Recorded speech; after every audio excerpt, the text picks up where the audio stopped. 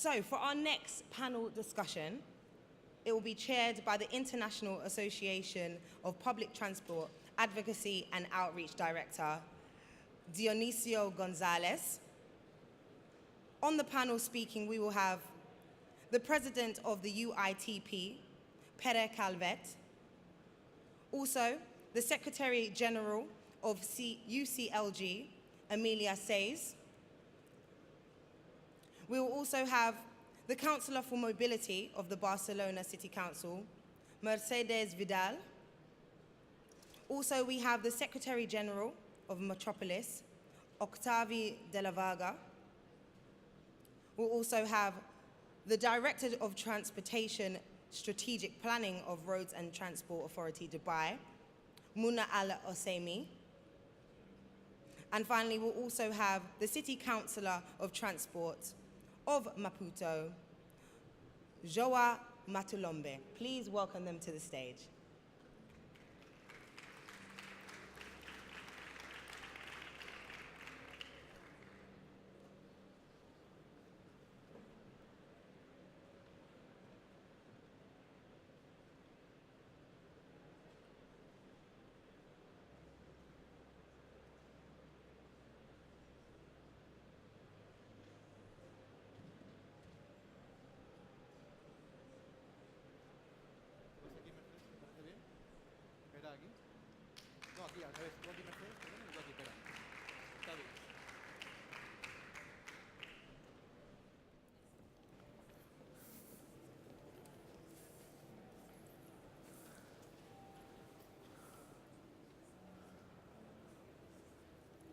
Good morning.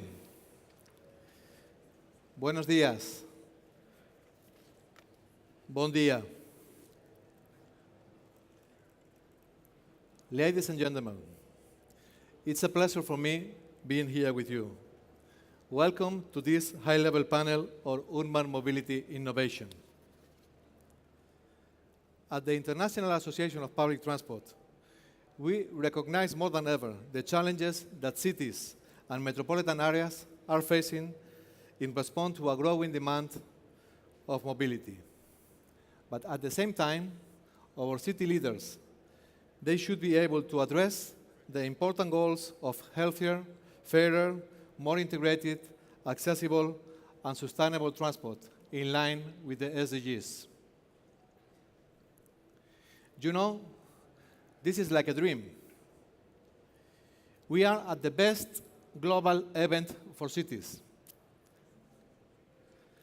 You recognize that feeling when you are in the right place at the right time. Thank you, Barcelona, and thank you, FIRA. But in addition, today we'll have the opportunity to get the insights of these leaders, these people who is changing the life of millions of citizens, with very brave strategies, of course, always adapted to the local context. Amazing, right? So let's enjoy. Please, let me start with Mr. Pere Calvet, President of UITP. Presidente, como ingeniero de caminos, director general de ferrocarriles de la Generalitat de Cataluña, presidente del Smart City World Congress y copresidente de la Comunidad de Champions en Movilidad. Muchas gracias por estar aquí hoy con nosotros en tu bella ciudad natal, Barcelona.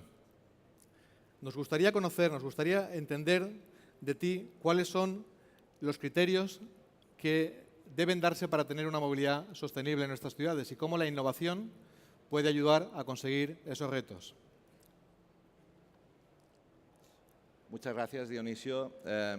Es un placer para mí, como presidente de la UITP, estar hoy con todos ustedes para hablar de temas de movilidad, pero también para hablar en mi ciudad, cosa que habitualmente no tengo ocasión y es un placer poder estar aquí en Barcelona. Si me permiten, una explicación quizás de cuáles son estos criterios pueden ser también una referencia la evolución de la UITP en los últimos años. La UITP es una asociación de transporte público, empezó hace 135 años con la reunión de los operadores de tranvía que se reunían en Bruselas para hablar de gestión y de tecnología. La evolución a lo largo del tiempo ha llevado que de la gestión que se hablaba en aquel momento aparecieron operadores de otros modos, apareció la administración pública, autoridades de transporte y hasta el final los nuevos operadores de servicios públicos como Uber, que han iniciado una nueva singladura en nuestra organización. Por otro lado, los temas también han cambiado y la temática que se trataba de hablar de gestión y operación técnica ha pasado a hablar de movilidad y de movilidad en nuestras ciudades y de cómo podemos mejorar nuestras ciudades. Es aquí donde enlazo con, yo diría, los 4 principios claves que conforman la base de esta nueva implantación. Daré los 4 principios claves y daré unas pinceladas de cómo después podríamos hablar de ello. Importante, una visión compartida. Significa que todos los distintos niveles de la Administración deben trabajar juntos, pero también que todos los distintos departamentos de las ciudades deben colaborar, puesto que las diversas políticas están interrelacionadas. Se requieren fuertes vínculos con la ordenación urbanística y el desarrollo económico. La expansión urbana desordenada es en algunos casos una realidad y el transporte público no resulta nada eficiente en estos casos. Por el contrario, desarrollos densos aumentan la competitividad de la ciudad. Segundo tema, un gobierno y una regulación efectivos. ¿Disponemos de los órganos apropiados con las habilidades necesarias dentro de nuestras organizaciones? ¿Qué modelos funcionan bien? Y yo diría un ejemplo que está en todas las mesas de todas las ciudades. ¿Necesitamos autoridades de transporte público o agencias de movilidad con responsabilidades tanto en el transporte público como en los vehículos privados para organizar toda la ciudad globalmente? Hace poco en la UITP hemos publicado el informe UMI, Urban Mobility Innovation Index, que incluye o analiza 30 ciudades. Una de las conclusiones del informe es que muchas veces las barreras a la innovación son la falta de estrategia. Bueno, esto sería evidente, pero también la falta de una regulación correcta es un caso importante. Tercer punto, y este también es fácil, un marco de financiación estable. Cuando desarrollamos un proyecto, pensamos en gastos operativos que son clave para la sostenibilidad a medio y largo plazo, o nos limitamos a encontrar vías para afrontar las inversiones y, en muchos casos, difiriendo el pago, cargándolo sobre las próximas generaciones. Para ello, un pilar clave es el marco de financiación estable que permita mantener el nivel de servicio que cada sociedad desea o pueda permitirse. Y, finalmente, el liderazgo político a largo plazo. Este aspecto es especialmente importante. Hay muchos estudios que muestran que la diferencia entre el éxito y el fracaso en la implantación de estrategias y políticas tiene que ver esencialmente con el liderazgo. En este sentido, la combinación con la acertada medida entre el tecnócrata y el líder político es la clave para el éxito. Por este motivo, en el contexto de nuestra alianza con United Cities and Local Government, hemos lanzado la Mobility Champions Community, que será presentado durante esta sesión. Y permítame dar las gracias una vez más a la señora Emilia Saiz, secretaria general de UCLG, por compartir esta visión. En resumen, no hay recetas mágicas porque la movilidad no tiene una solución única, sino distintas soluciones. Y es durante el proceso de visualizar la ciudad del futuro cuando debemos plantear claramente las prioridades en cuanto a salud, competitividad, accesibilidad, inclusión, igualdad de género, que nos permitan tomar la decisión correcta, que no siempre es fácil, y lo que tiene un largo recorrido más allá de los mandatos políticos. Es cierto que la movilidad, al igual que la gestión de las ciudades, se está volviendo cada vez más compleja, pero también es cierto que disponemos de una enorme cantidad de datos que nos facilitan mucha información para apoyar nuestros procesos de planificación y toma de decisiones. Finalmente, y con esto termino, la movilidad como servicio y la economía compartida, si somos capaces de encontrar el modelo de negocio adecuado que incluya todos los aspectos regulatorios, será la clave del éxito. Pero en esta estructura, el transporte público deberá ser y seguirá siendo la columna vertebral de la movilidad metropolitana. Seamos creativos, desarrollemos las alianzas acertadas, puesto que el futuro de nuestras ciudades depende de nosotros. Muchas gracias. Muchísimas gracias, señor Calvet. Let's move now on to the very important views of the city's perspective. United Cities and Local Governments is a world organization of local and regional governments representing and defending the interests of the world stage. It includes over 240,000 municipalities all around the world. Thanks very much, dear Emilia, for being here with us today. And please, could you please share with us how UCLG is contributing to sustainable mobility in the context of SDGs? Yeah. Thank you very much, Dionisio. Thank you very much, President, for those kind words. And indeed, we do value enormously our partnership. As you were saying, the mobility discussion has drastically changed over the past decades. I mean, we used to talk about transportation. We, all of us, are very conscious now that that is no longer what we are talking about. It's not about the infrastructure, but it's about the notion of mobility, which actually defines access in our cities. It defines how included we are. It defines how we can live. The quality of our life is very, very much marked by the quality in our mobility. What we are experiencing from a world organization where we have many thousands of, hundreds of thousands of members, so all very different in their context and their capacity to provide mobility, is that actually we are always running behind the facts.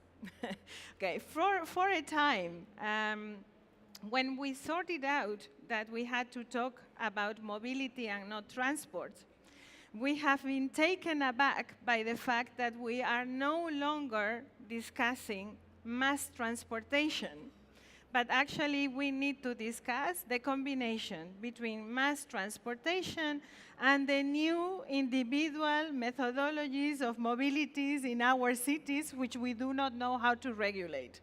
So imagine, I mean, only a couple of decades ago, we came to terms with understanding mobility in a broader sense.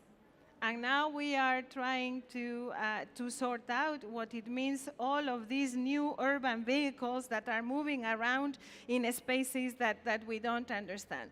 So actually, the discussion on mobility has gone from the hardcore infrastructure around mobility and from moving the discussion from cars to public transport to actually public space. It's the whole of the public space that we need to rethink. Now, this is very important, and these issues, mobility issues, make or kill politicians. In fact, our political leaderships, the mayors, the councillors that we represent, are re-elected or not very often based on mobility decisions. Yeah. I have seen many important mayors from big cities whose elections run a risk depending on the choices that they make, on how pedestrian areas they want to have, or how successful they have been to finance their new infrastructure. I mean, when a new underground is coming in town, you need, as politician, to stand your ground because you are going to be facing many, many difficult things. And we shouldn't lose track of this. I think so knowing that this ecosystem of decisions is changing, and knowing that citizens actually, they want mass transportation, they want public transport, but they consider it a given now. Okay, you need to provide in a very big part of the world. I'm not saying it's everywhere, in a very big part of the world. So in those parts of the world where mass transportation is a given, they are starting to care about their independence, about how to move with their independent vehicles, no matter how eco-friendly they think they are.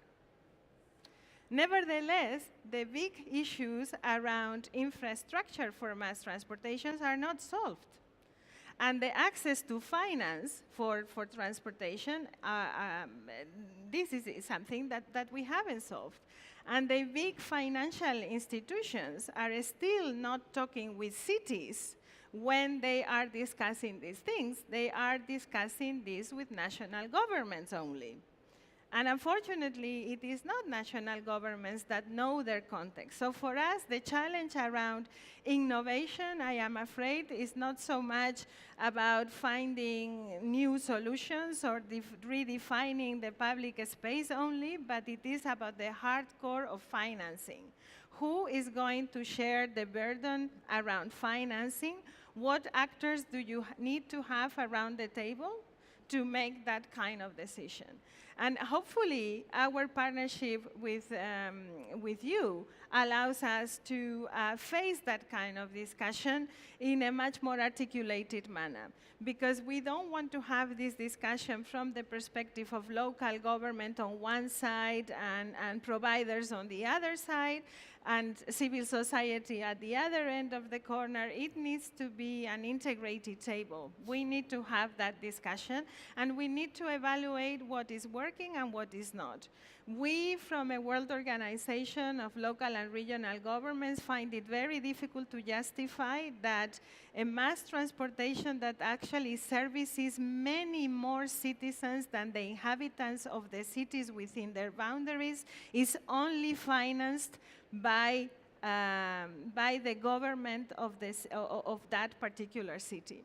And the other thing that I'm sure my colleague from Metropolis, part of the UCLG family, will need to address is the issue of metropolitan governance and how do you need to relay mobility to the rest of the surrounding areas. It is not possible to conceive sound mobility in Singapore or in Barcelona without thinking about what you have around you. And that is a very important issue if we want to think about innovation. So why are we very happy to have this discussion within the context of smart cities? Well, because we want to bring to smart cities the discussion on governance, the kind of coordination table that we need to build up, but we will also need the support of the private sector to help us develop the kind of products that not only provide new technical solutions or hardware. What we need from a smart business is you to help us assess our situation, you to help us map behavior so that we can actually adapt the solution to existing behavior so that it is an organic evolution of our mobility and is not a regulated solution. Regulated solutions will not be helpful. So that is what we are looking for here. We hope that our group of champions can address these tough discussions, and we are certain that there are many leaders right now, local leaders, that are willing to face the hard decisions of transforming the public space in our cities, but it will need to be done with the complementarity, with the trust, and with the involvement of all the other spheres of governments and stakeholders. So that's what we are looking forward to discussing with you. Excellent, thank you. Thank you very much, Emilia. Bueno, y ahora desde los planteamientos más estratégicos o más teóricos, si me permiten la expresión, a la implantación práctica, ¿no? Tenemos la oportunidad de beneficiar a nuestros ciudadanos con las decisiones que tomamos todos los días, y para ello pues contamos hoy con la concejala de movilidad del Ayuntamiento de Barcelona, que ha estado trabajando previamente en temas de planificación urbana y ecología, y que además es presidenta de TMB, un miembro muy activo de la UITP. Muchísimas gracias, señora Vidal, de nuevo por acogernos en su bella ciudad de Barcelona, y fantástico, y enhorabuena por su fantástico transporte público aquí en esta ciudad. En la línea de lo que comentaba Emilia, en los últimos años Barcelona ha sido reconocida como Smart City y ha apostado por esa transformación digital sin olvidarse de los ciudadanos, manteniendo siempre el contacto con los ciudadanos, su implicación permanente y retando, si me permite un poco la expresión, incluso el statu quo, ¿no? En relación con la distribución del espacio, para quién es la ciudad, y cuestiones de equidad que son muy, muy importantes en este debate, ¿no? ¿Nos podría contar, por favor, un poco más en relación con la clave del éxito de esta historia? Bueno, muchas gracias, Dionisio, y gracias al resto de participantes en el panel por sus intervenciones, que aunque han sido así más genéricas, ¿no? y se han planteado cuestiones clave como la gobernanza del transporte o la financiación, que darían ellas solas para un panel concreto. Creo que mi rol como responsable política de la movilidad en Barcelona corresponde más el dar ejemplos concretos, ¿no? de cómo estas, digamos, las cuestiones de movilidad toman cuerpo en las ciudades, que al final, ¿no? pues somos los receptores de toda esa innovación, ¿no? Las ciudades son entes vivos con una matriz física, ¿no? Con un espacio público que realmente, y ahí tomo la palabra a Emilia Saiz, es necesario adaptar para todas estas cuestiones, pero es que es un lugar donde la gente vive, ¿no? Y ahí es donde tenemos que encontrar la intersección, ¿no? Sobre todo de cara a la innovación, ¿no? Para que todas estas nuevas formas de movilidad encuentren su espacio y la convivencia sea posible, ¿no? Y aquí la participación pues es clave, ¿no? Las ciudades somos un poco... Estamos al final, ¿no? del proceso, porque somos ahí el soporte, ¿no? Donde todas estas cuestiones toman forma y se tienen que gestionar, porque además, ¿no? pues somos la administración más cercana y, por tanto, a la que primero se le exigen, ¿no? respuestas a la hora de que todas estas cuestiones funcionen. Y van, además, de lo más grande, de lo más macro a lo más micro, ¿no? O sea, yo como presidenta de Transportes Metropolitanos de Barcelona, ¿no? pues podemos gestionar un plan, ¿no? para cómo va a ser el metro de la ciudad, un transporte que mueve a diario, ¿no? entre metro y autobús pues a 2 millones de personas al día, y qué retos necesitamos a nivel de innovación en los próximos años, a cómo se van a mover las personas de forma individual en el espacio público, ¿no? Por citar un ejemplo que ahora está muy en auge en Barcelona, ¿no? con la irrupción del patinete, ¿no? eléctrico en las ciudades, de lo más macro a lo más micro, ¿no? Y todo ello es necesario gestionarlo desde una perspectiva, ¿no? de derecho a la movilidad, que no comprometa, ¿no? pues además la sostenibilidad del planeta. Eso no podemos olvidarlo. La habitabilidad de las ciudades, ¿no? y ya lo dice el lema del Congreso, pues, y ahí los temas de contaminación y de seguridad viaria son claves, ¿no? No podemos poner en riesgo la salud de nuestros ciudadanos, tanto por cuestiones de contaminación como por seguridad viaria. No podemos olvidarnos de la cantidad de muertes y heridos y enfermos que causa al año, ¿no? pues las externalidades negativas de la movilidad, y además un acceso equitativo a la movilidad. Si es un derecho, nosotros estamos obligados a promover un acceso equitativo, ¿no? Pues algunos ejemplos, ¿no? Pues hemos situado a nivel mundial el debate del reparto sobre el espacio público en la ciudad con la política de supermanzanas. Si tenemos en nuestra ciudad, ¿no? pues la mayoría de gente que se mueve caminando, ¿por qué la mayoría del espacio público está al servicio de otro medio de transporte, que es el coche, ¿no? Entonces, ahí es necesario hacer un balance, porque como gestores, ¿no? y yo creo que aquí está la clave en la participación, nuestra obligación a la hora de gestionar es la de llegar a compromisos.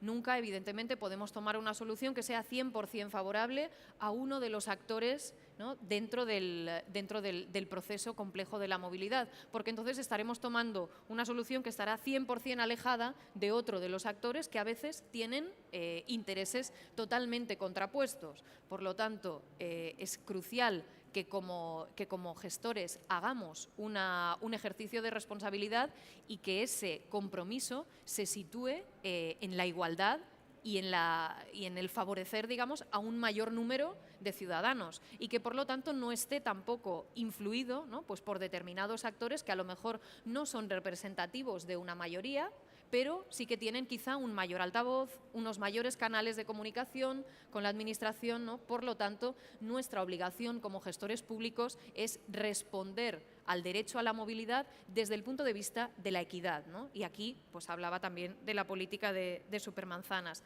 ¿no? Pues, o más desde el punto de vista de la innovación. Durante este mandato en el Ayuntamiento pues hemos tenido que proporcionar un marco, un tablero de juego para estas nuevas formas de movilidad.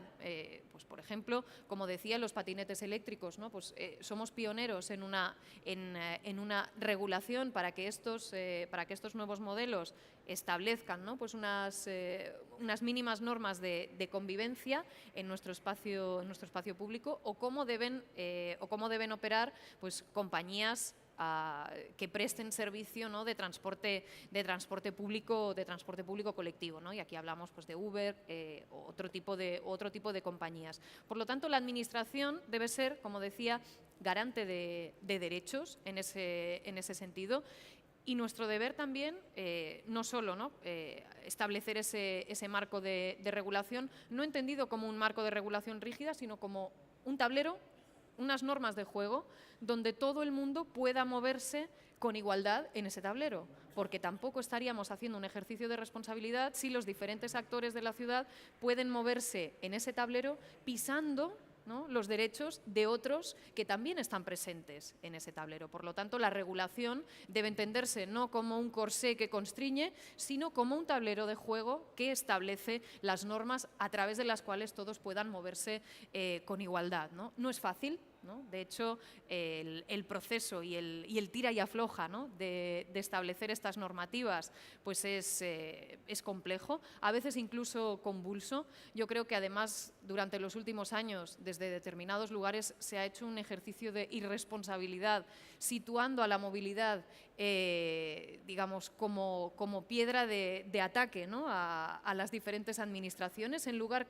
de situarla como un espacio donde se requieren consensos. Aquí, ¿no? Pues, nosotros hemos respondido, pues, con la responsabilidad y la solidez digamos, que se espera de la administración pública para poder proporcionar, como decía, unas normas de equidad, ¿no? Daba estos ejemplos, ¿no? de la movilidad en lo micro, ¿no? Las supermanzanas o los patinetes o los vehículos de transporte de personas, pero también, ¿no? Pues, estamos remodelando totalmente nuestra red de autobuses, algo, ¿no? que, digamos, nuestra red va a cambiar totalmente. Estamos culminando el proceso, que además ha venido acompañado de un consenso político en diferentes mandatos de diferente color político, lo cual para mí es un ejemplo de cómo las políticas de movilidad deben afrontarse con responsabilidad y no utilizarse, ¿no? para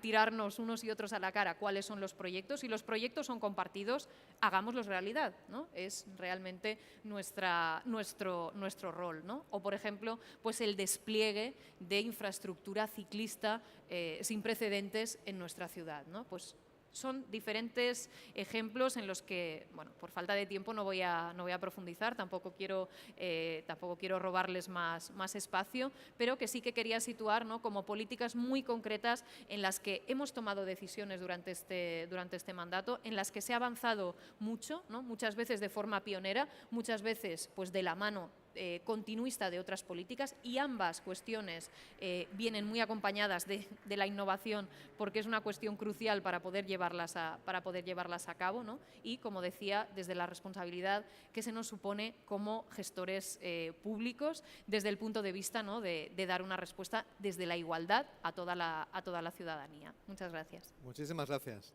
Ya les decía antes que estábamos en la ciudad adecuada, en el momento adecuado, ¿eh? Y este es el liderazgo que estamos buscando, y el liderazgo que seguro nos va a ayudar a avanzar en esta comunidad de champions en movilidad.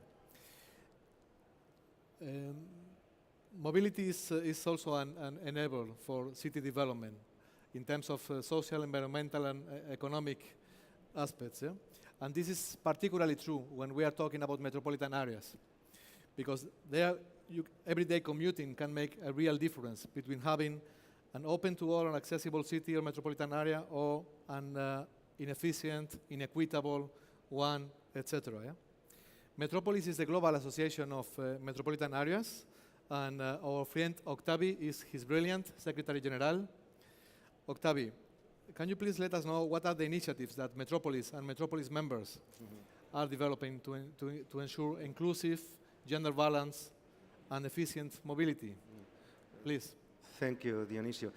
I think what we're trying to do in Metropolis, within the framework, I think, of the concepts that Emilia has said, not for all local governments, is that, of course, we take into account one reality, is that urban spaces are expanding all the time. And it seems like it's unstoppable, and especially for metropolitan areas. And what we realize, and maybe that's common sense, but we have to highlight it, is there are two critical topics for metropolitan areas. One is affordable housing, and another one which is connected to that is mobility. And that's with these two issues where we are deciding the quality of life of metropolitan spaces. I mean, the idea that Emilia said that we have already moved, no?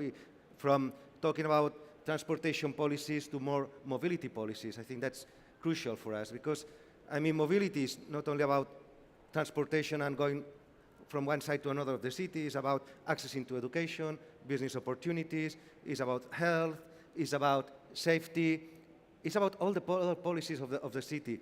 So if you don't have a sound mobility policy, I mean, the metropolitan area is not going to work at all, and you are not going to work on this issue of quality of life. So that's what we've been trying to develop, as well take into account one reality. Those citizens who make the most of public space and public transport are women. And the reality is that most of the times, mobility policies in metropolitan spaces, they don't take into account the gender reality. So our work lately in Metropolis and with our membership has been working around which should be the framework, a policy framework. Of course, we need as well the hard part and the infrastructures, but which is the policy framework that should help us to develop this mobility with a gender approach, and also in order to make a more cohesive metropolitan space. Because the problem for metropolitan spaces is that you create ghettos, and also that you don't have a polycentric metropolitan space, and then you have all the other issues related to gentrification and so on, so on, so. So we approached that reality from setting 5 principles for a mobility policy. One is the idea of co-creating the city. And this is not only just a concept. Co-creating the city means how you involve all the different actors of the territory. I mean, it's about private sector, institutions, academia, but also citizens. And as well, how you take into account, in this case, the gender issues, and how you take into account the voice of women in designing this policy. The other principle is about mixed and compact city. What do we mean about that? I mean, the city has different uses. It has different uses, and citizens as well, depending on the moment of their life, of the cycle of their life, they use the city in different ways. It's a space for leisure, it's a space for educating, it's a space for doing businesses. As well, people do different things depending on their areas. As well, the metropolitan space has an impact, as Emilia has said, not only in the very metropolitan space and the core main city, but in the hinterland and the surrounding territories. And you need to connect that. I mean, you think about yourself as well. I'm sure you live in one area, you go to work in one area, you go with your children to play to other places, and you go to hospital to another area and district of your metropolitan space. And this is critical for mobility. So we need to take into account these issues and as well the values behind these issues. The third principle is key for us, is inclusive city. I mean, mobility should be a tool for social inclusion. Any actor working on mobility should take into account this reality. Sustainable city, it's about environmental issues. And the last one is safe city. And it's not only in terms of physical, but as well in terms of psychological safety. And it's not only about, of course, that's, I think what the Barcelona Councillor said, it's very important, all the issues related to accidents and injuries and so on, but as well there is an issue about violence in the public space. And we must highlight that most of the sexual harassment against women happens in public space and in public transport.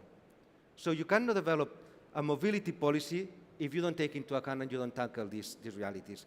So this is more or less the kind of discussions we're having, and I think we need to bring all the different actors, even those who are designing apps or are thinking more in terms of the technology, should take into account this perspective.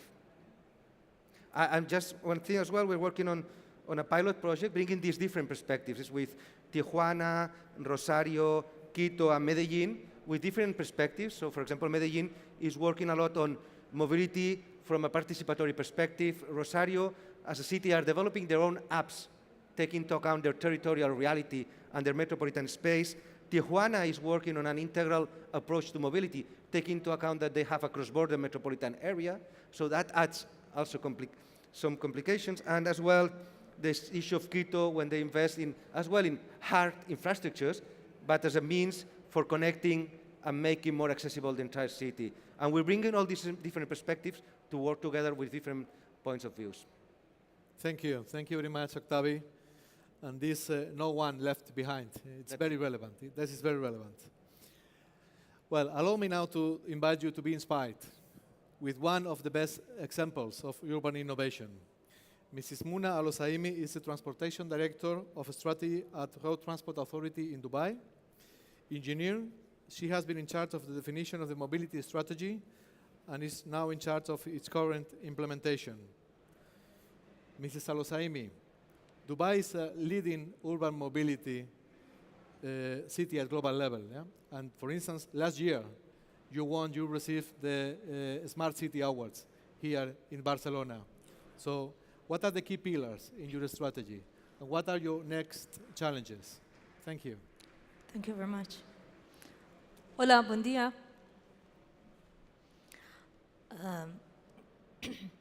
I will have to start with the words from Sheikh Mohammed bin Rashid Al Maktoum, Vice President and Prime Minister of the UAE and ruler of Dubai. He have always stressed that for governments, innovation is an existential question. Only those that sustain innovation can drive change in their cities and in the world, because these governments are the ones that never grow old. In Dubai Innovation Strategy, we have many dimensions. I will just mention a few of them. We start with inspiring and visionary leadership. We also have creative and integrated government since breaking the silos. Private sector that takes the initiative. We would like to share the load with the private sectors, with universities, with the world. Qualified Emirati, so we're focusing on the skills of people, attracting them, training them, and retaining them to keep up with developments. So innovation is really everyone's responsibility.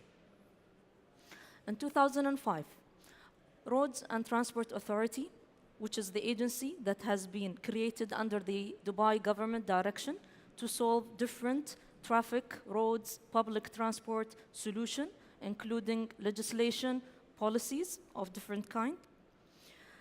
We have formulated our vision to be safe and smooth transport for all since the beginning.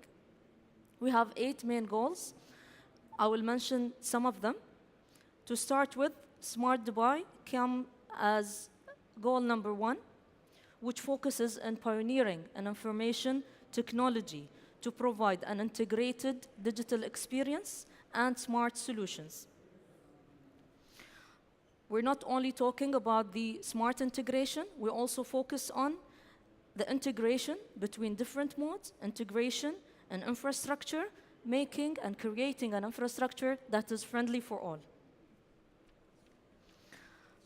We have 8 goals. I'm not going to go through all of them.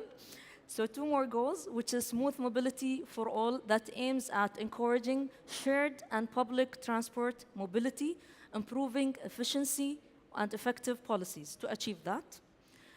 In advanced RTA, we focus at attracting and retaining skilled talent. We also focus on ensuring pioneering in innovation and shaping the future of mobility. I will mention some figures and numbers related to the achievement that we have succeeded in or achieved in 10 years. When it comes to mobility, Dubai started with only 10-kilometer cycling track in 2006. By the end of 2007, we have reached 316 kilometers, and we have a goal to double that number by 2022. In terms of pedestrian bridges and tunnels, we started by only 26 pedestrian bridge or tunnel in 2006. In 2007, we have reached 118 and many more to come. In terms of public transportation and numbers, in 2006, we used to have only 163 million passengers per year. Currently, we have ended 2017 by 551 million per year, and the number is increasing. When it comes to our public transportation share mode, we started by only 6%. In 2017, we have reached 16.4%. And we have a lot of plans to increase that number. The average annual increase in ridership is 1.2%. We calculated it between the year 2010 and 2017, which is considered one of the highest numbers in the world.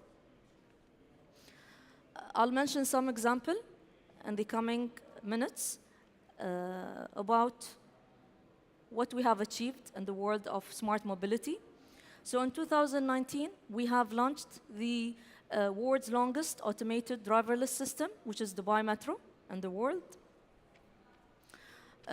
We have many solutions and smart applications.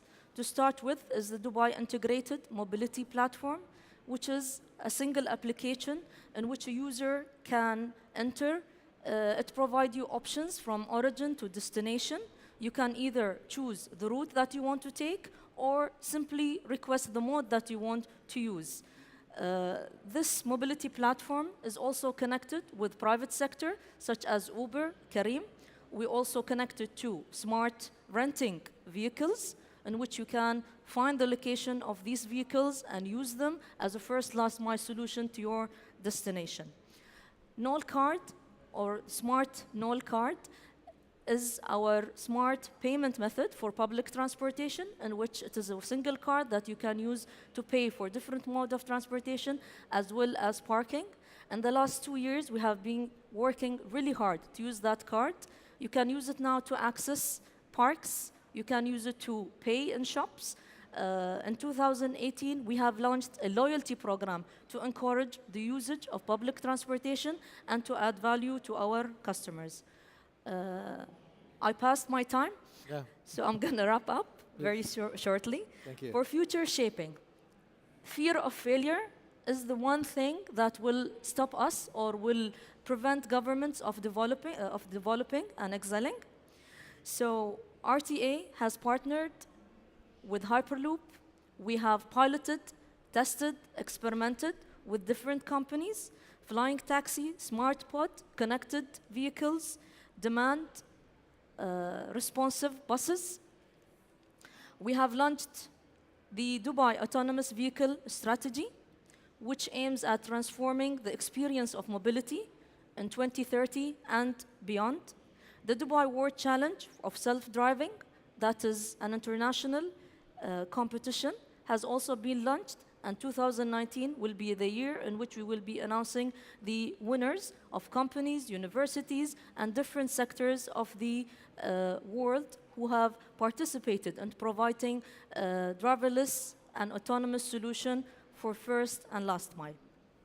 To wrap up, in the UAE, United Arab Emirates, this year in 2018, we called it the Year of Zayed, so I had to wrap this with a wisdom that he used to tell us. He used to say, the future generations will be living in a world that is very different to what we have been accustomed to, and that it is essential that we prepare ourselves and our children for the new world. Thank you very much. Thank you very much. Dubai always inspiring us. Thank you. And last but not least, let me give the floor to Mr. Matlombe, City Councillor of Mobility in the Municipality of Maputo, Mozambique. Joao, Municipality of Maputo has recently created a new public transport authority, has got this vision. We have had the opportunity to work with you on this great initiative. What areas of improvement do you foresee? How do you think that it will evolve? And how do you think that the innovation could help to speed up the process? Thank you. Thank you. Thank you, Dionisio. Good morning, ladies and gentlemen. It's an honor for us to join in this very important meeting. Bring our short experience, trying to summarize. Let them say that after a long process, we took more than 10 years since 2008, trying to organize our public urban mobility system in the metropolitan area. The first challenge was to see how to deal with more than 3,000 operators running in the metropolitan area, each one with his own vehicle, to care more than 3 million people living basically in the same area. It was a little bit difficult to join and to think how to organize, because more than 85% of the people, the daily trips was being done by private operators, only around 15% by public entity. So our first challenge was to see how to bring different stakeholders, universities, private sector, public entities, to think together to see how to build a solution that can be sustainable for all of us. We did it, fortunately, and then recently we closed our transportation master plan. And then after our master plan, one of the important recommendations was to establish a Metropolitan Authority. So to convince the central government, we have different ways to establish it.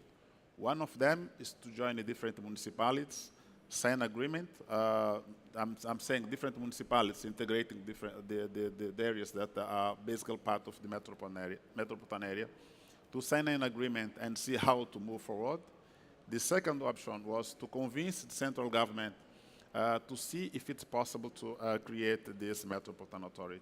It was a long process, but fortunately, recently, the government created the Metropolitan Authority, and then was appointed Professor Matos, that I think is here, also take part in this important meeting.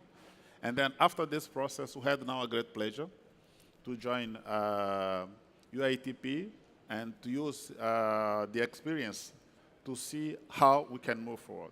We have 4 or 5 key points that we are looking in this now technical assistance that we are doing now with UITP.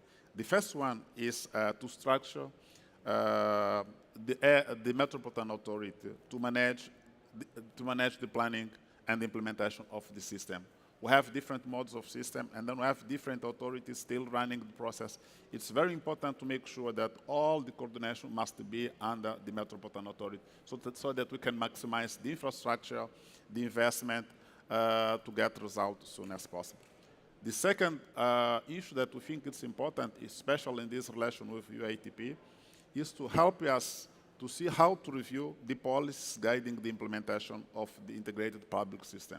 It's very important because we cannot have different stakeholders, all players with the same role without coordination. So we have a big challenge for Metropolitan Authority now to see how to build this integrated solution involving all stakeholders, municipalities, the government at provincial level, and then also the private sector. The third one, we need also to look for designing the institutional arrangement. It's very important because if we don't look for this issue, it will be difficult for the Metropolitan Authority to answer or to attend the challenge that we are facing now. So we need to make all reform to make sure that we can attend, we can maximize our effort to attend or to achieve as soon as possible what we are looking as a challenge. The fourth one is funding requirements. All what we're expecting to achieve as a result, to improve the quality of life, to improve urban mobility, we need to make sure that there is a local and central commitment in terms of funding for this entity. Because otherwise it will be difficult for them to improve solutions or to implement the different solutions, and then also to help municipalities to solve their own problems. The last one is industry transformation. One of the big challenges that we face, it was how to join the different operators to become them as a cooperative or as a companies. We did it in the last 4 years, and fortunately today we have a good results that we can share, and it's still a long process. We need to consolidate this process. We have many mistakes, but looking for different realities, especially in Africa, we can say that we are now in better condition because we have now different entities running. Instead of dealing with more than 3,000, we are dealing basically with 4 or 5 companies. So I think it was a good improvement in terms of us. So the last topic that I would like to bring is that, of course, I have to recognize that we are sharing here the same vision with UCLG, is how to achieve the health and the livability seat. The first point in terms of innovation is regulatory framework and the mobility management for integrated service solution, because we need to improve mobility management and mobility behavior. It's very important to combine these two issues. The second is we need to establish the effective public transport system, and then also we need to improve the physical infrastructure and technical solution, because the technical solution can help us a lot in terms of, we have now one process running for fare collection that is one thing that we consider as new, special in different cities, that it brings the financial inclusion. The smart card that we use for buses can be used also for bank, for financial service or financial products. It's very important for us because it helps us to bring the informal economy to the formal economy. So we are moving people, so it's also easy for government because we can control all the revenues. And then we are bringing all this, the government gets so big advantage for this process. So we think it's very important for us to continue improving and then using technology for it. Another point that I would like to bring is, I hear different speakers, and then it's normal to say that we need to improve mass transport system. Of course, when we look for a demand, we are talking about 3 million people, more than maybe 1 million trips per day. We need to look for BRT, mass transport, LRT, everything. But one of our challenges in terms of innovation is to see how to attend the needs without investing in infrastructure or without investing in mass transport system, because we need to reduce the trips. So if we can link the transportation to urban planning to reduce the need for motorized travel, it will be very important for all of us, because we will reduce the trip. So we think that we need to also use it because we can reduce the investment. And then last one, just to finish, we need to facilitate the more efficient vehicle and the fuel technology so that we can improve vehicle and fuel technology, and then maximizing the CNG, and then also reducing the CO2 for better quality of life for people. Thank you. Excellent. Thank you very much. I do anticipate a great success for you. Thank you very much. So it seems that we are out of time. So let me thank you again, all the panelists. It has been a real pleasure.